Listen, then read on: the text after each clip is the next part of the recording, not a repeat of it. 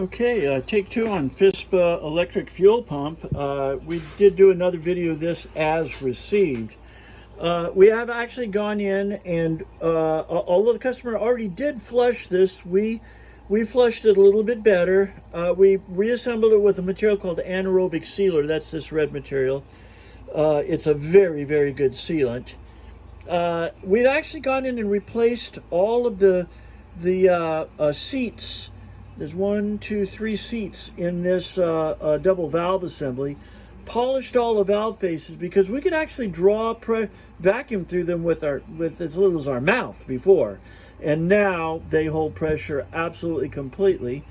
And as a result, of course, the thing is very good at self-priming. So go ahead and turn it on, and we'll see this thing go. So it self-primed immediately there. It has some bubbles in it because, of course, the housing had bubbles in it. But in a moment here, you're going to see that there's no air whatsoever. There's a little air up here because it's just purging itself. But yeah, well, it primes immediately now. There's absolutely no leaks. And we've already actually run this for about 10 minutes, and we know that there are no leaks. We filed the points just to be on the safe side.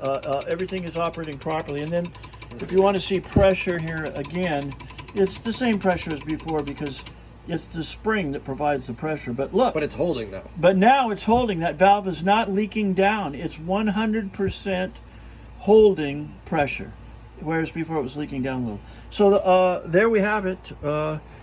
We've caught all of the little tiny leaks here, there, up, down, left, and right, and she pumps great. How many pounds is that?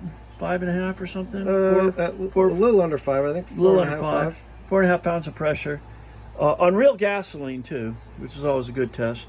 So now, before we blow ourselves up, we bid you adieu. Thank you for watching.